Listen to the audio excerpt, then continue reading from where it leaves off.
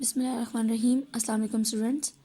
आज हम अपना लेक्चर 4 स्टार्ट करेंगे जिसमें हम अपना नया चैप्टर स्टार्ट कर रहे हैं डिसीजन कंस्ट्रक्ट्स। ठीक है, इसमें जो हमारे स्मार्ट सिलेबस में जो गिवन टॉपिक्स हैं वो मैंने इधर मेंशन कर दिए हैं, तो वन बाय वन हम उसे स्टार्ट करते हैं। पहला टॉपिक है हमारा control structures. Basically control structures होता क्या है? ठीक है, कंट्रोल वर्ड से जाहिर है कि वो कुछ कंट्रोल कर रहा है। ठीक है, कुछ कंट्रोल कर रहा है। वो कह रहा है कि it enables us to specify the flow of program control, i.e. the order in which the instructions in a program must be executed. They make it possible to make decision to perform task repeatedly or the jump from section of code to another. वो क्या कह रहा है कि control structure किस लिए use किया जाता है।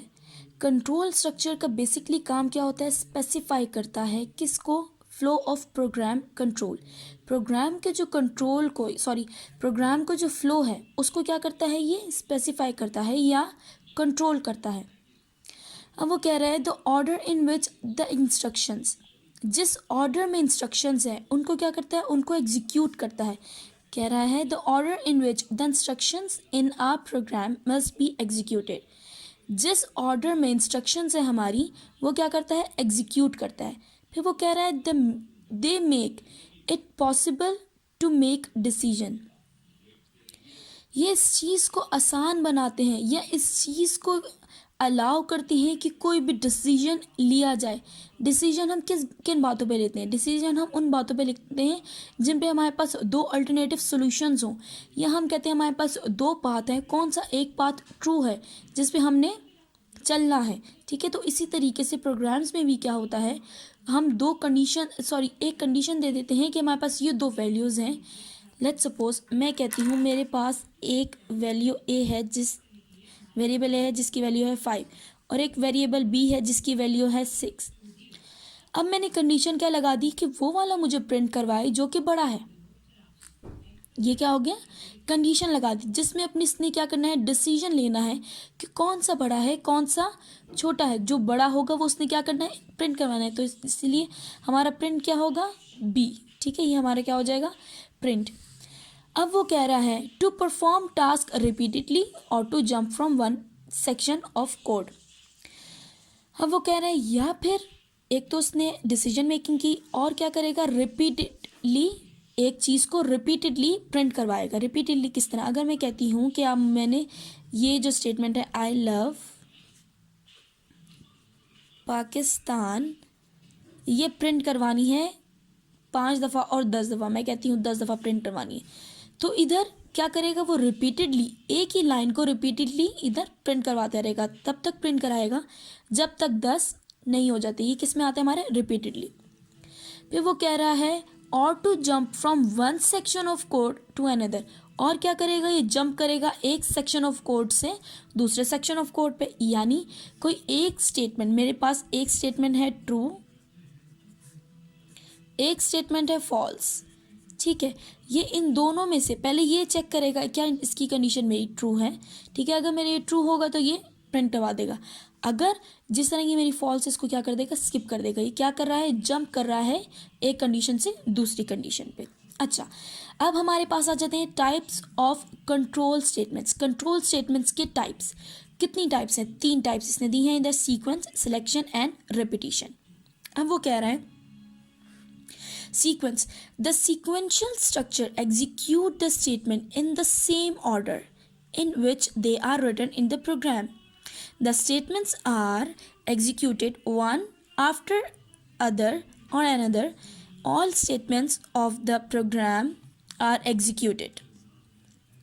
अब कह रहा है ये सीक्वेंस का क्या मतलब है? सीक्वेंस का मतलब है एक के बाद दूसरा, दूसरे के बाद तीसरा, और तीसरे के बाद चौथा, और इसी तरीके से सीक्वेंस में चल रहा है कोई काम।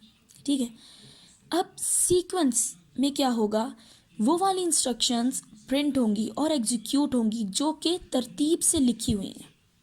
ठीक है, वो इंस्ट्रक्शंस प्रिंट होंगी या एग्जीक्यूट होंगी जो कि तरतीब से लिखी हुई हैं, क्योंकि उसने कहा है ये सीक्वेंस कंट्रोल है, ठीक है, सीक्वेंस स्ट्रक्चर है जिसमें क्या करता है, ये एग्जीक्यूट करता है स्टेटमेंट्स, वो स्टेटमेंट जो कि एक ऑर्डर से प्रिंट है या एक ऑर्डर से लिखी हुई है प्रोग्राम में, उसको क्या करेगा, वन एंड अनदर, ठीक है, एक के बाद एक को क्या करता रहेगा, एग्जीक्यूट करता रहेगा। इसी तरीके से नेक्स्ट इसने लिखा है कि it means no statement is skipped and no statement it is executed more than once. अब वो कह रहा है कि इसका मतलब क्या है कि जितनी भी स्टेटमेंट्स हैं वो क्या होंगी, एक के बाद एक प्रिंट होगी या एग्जीक्यूट होंगी, लेकिन इसमें क्या होगा, कोई भी स्टेटमेंट स्किप नहीं होगी। स्किप का क्या मतलब है, कोई भी स्टेटमेंट वो छोड़ेगा नहीं, स्किप नहीं करेगा, ठीक है।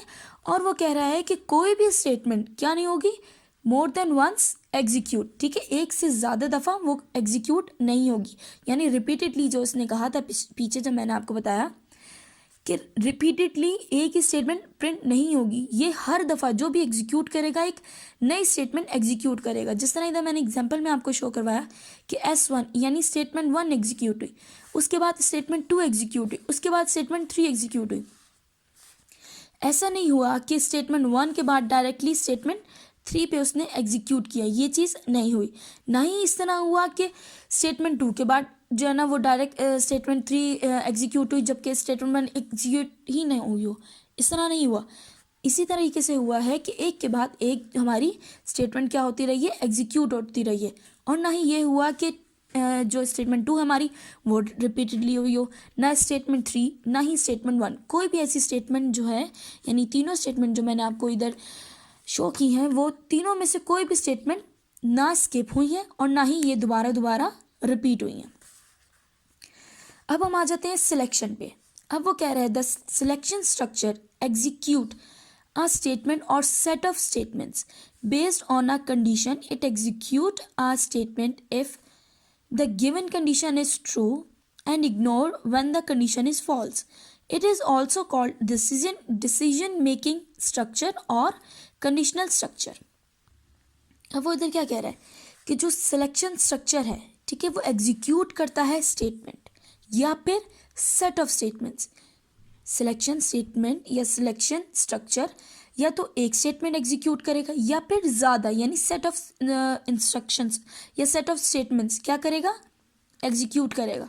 और किस चीज़ पे एग्जीक्यूट करेगा, वो कह रहा है बेस्ड ऑन अ कंडीशन, कोई कंडीशन गिवन होगी जिस पे वो क्या करेगा, एग्जीक्यूट करेगा। फिर वो कह रहा है it execute a statement if the given statement is true. ये स्टेटमेंट को तब एग्जीक्यूट करेगा जब कि कंडीशन ट्रू होगी, ठीक है। ये स्टेटमेंट को तब एग्जीक्यूट करेगा जब जो मेरी गिवन इंस्ट्रक्शन है या सॉरी गिवन कंडीशन है वो क्या होगी, ट्रू, और इग्नोर कर देगा when the condition is false, और जब कंडीशन फॉल्स होगी उसे क्या कर देगा, इग्नोर कर देगा। अगर मैं आपसे कहती हूँ ऐसा प्रोग्राम लिखें जिसमें बच्चे का ग्रेड जब हमारे पास ए हो, ठीक है, तो उधर लिखा हुआ है कि यू हैव पास, ठीक है, इसी तरीके से बी हो तब भी लिखा है पास। अगर हमारे पास एफ आ जाए तो लिखा हुआ है फेल या लिखा हुआ है ट्राई अगेन, ठीक है। अब मेरे पास एक कंडीशन थी कि अगर मेरे पास बच्चे के ग्रेड्स ए से लेकर डी तक आते हैं, ठीक है, तो वो लिखा हुआ आए मेरे पास, उसमें वो क्या कहेगा कि पास है, ठीक है। और जब मेरे पास ग्रेड आता है एफ़, उसको वो कहेगा कि फ़ेल है, उस पर मुझे शो करवाए फेल या फिर शो करवाए क्या कि ट्राई अगेन। अब यूज़र क्या करता है, मुझे ग्रेड इंटर करवाता है एफ़। जब उसने ग्रेड इंटर करवाया एफ़, इसका क्या मतलब है, फेल, और मुझे क्या शो करवा देगा, फेल या ट्राई अगेन। लेकिन एफ़ से पहले हमारे पास ए से लेकर डी तक क्या थी, ग्रेड्स थे और स्टेटमेंट्स थी कि ए से लेकर डी तक मुझे उसने क्या प्रिंट करवा के देना है, पास, ठीक है, या कॉन्ग्रेचुलेशंस। अब उसने क्या किया, ये सारी जो ए से लेकर डी तक हमारे पास क्या थे, स्टेटमेंट्स थी, इसको क्या कर दिया, इग्नोर कर दिया। क्यों इग्नोर किया, क्योंकि ये मेरे पास मैच नहीं हो रहा था मेरे इस ग्रेड से, क्योंकि उसने मुझे ग्रेड एफ़ दिया है, ठीक है। ग्रेड एफ़ पे मुझे क्या प्रिंट करवाना था, फेल या फिर ट्राई अगेन। अब आप इधर देखें, इसने लिखा क्या है, it execute a statement if the given condition is true. ये वही वाली एग्जीक्यूट करेगी स्टेटमेंट जो कि ट्रू हो, ठीक है। जो फॉल्स होंगी उसको क्या कर देगी, इग्नोर। तो ये हमारे ए से लेकर डी तक जो स्टेटमेंट्स थी वो क्या थी, फॉल्स, जो कि इसने कर दी इग्नोर। ये हमारी एफ ग्रेड जो था इस पर ये मैच हो रहा था, ठीक है। उसने क्या किया, ये ट्रू है तो इसने क्या कर दिया, इसको प्रिंट करवा दिया। अब नेक्स्ट आ जाइए, types of selection structures. Selection structures की जो टाइप्स हैं, इफ एल्स, इफ और स्विच, ये सारी इसकी क्या हैं, टाइप्स हैं। इसके आप देख लें, एग्जाम्पल के तौर पे देख लें, एक फ्लो चार्ट के तौर पे देख लें किस तरीके से इसको देखा जाता है। देखें, एक कंडीशन है, एक कंडीशन है जिसको इसने कहा है कि ये ट्रू है और फॉल्स। एक साइड इसकी हम कह लेते हैं ये ट्रू है और एक साइड हम कह लेते हैं ये फॉल्स है। जब ट्रू होगी तो एक कंडीशन चेक करेगी, जब फॉल्स होगी तो दूसरी कंडीशन चेक करेगी और लास्ट में हमारे क्या कर देगा, आउटपुट दे देगी या एंड कर देगी। मैं लिख देती हूँ आउटपुट और एंड, ठीक है। एंड कर देगी प्रोग्राम को या आउटपुट दे देगी, बस इतना सा इसमें काम है। अब तीसरी जो टाइप है, इसमें तीसरी टाइप क्या है हमारे पास, रिपीटिशन। रिपीटिशन का आपको मतलब खुद ही पता है कि बार बार रिपीट करना, एक से ज़्यादा मर्तबा जब कोई चीज़ रिपीट होती है उसे हम कहते हैं रिपीटिशन। अब वो कह रहे हैं the repetition structure execute a statement और set of statements repeatedly for a specific number of time, it is also called iteration और लूप। अब वो कह रहा है कोई भी स्टेटमेंट या सेट ऑफ स्टेटमेंट क्या करेंगी, एग्जीक्यूट होंगी एक से ज़्यादा मर्तबा या फिर इतनी दफ़ा जितनी दफ़ा मैंने उसको कहा है बार बार रिपीट होने का, इसको हम आइटरेशन भी कहते हैं, ठीक है। आइटरेशन का मतलब ही रिपीटिशन है और लूप का भी मतलब ये है कि चक्कर लगाना बार बार। अगर आपने यूट्यूब ऐप यूज़ करते हो उसमें आप देखें एक हमारे पास प्ले बटन के साथ ऑप्शन आता है या मे बी राइट क्लिक करके, जब राइट आप क्लिक करते हैं लैपटॉप में या आप पीसीज में यूज़ कर रहे हैं यूट्यूब, तो उसमें एक जो हमारे पास पॉपअप विंडो ओपन होती है, ठीक है, मेन्यू बार जो होता है उसमें एक ऑप्शन होता है लूप का, ठीक है। अगर आप लूप पे क्लिक करते हैं तो वो वीडियो जब एंड होती है दोबारा से स्टार्ट हो जाती है, फिर एंड होती है फिर स्टार्ट हो जाती है, फिर एंड होती है फिर स्टार्ट हो जाती है। वो वीडियो लगातार चलती रहती है, तब तक चलती है जब तक मैं उसको खुद स्टॉप ना कर दूं या विंडो क्लोज ना कर दूं। इसी तरीके से जिस तरह मैंने आपको पीछे बताया कि मैं चाहती हूँ कि मैं ये स्टेटमेंट्स आई लव पाकिस्तान को प्रिंट करवाऊं और वो मैं प्रिंट करवाऊं 10 दफ़ा। देखें इधर मैंने इसको कहा है 10 दफ़ा प्रिंट करवाना है, तो ये क्या करेगी, बार बार प्रिंट होती रहेगी, ठीक है। 10 दफ़ा जब तक कंप्लीट नहीं होगी तब तक प्रिंट होती रहेगी।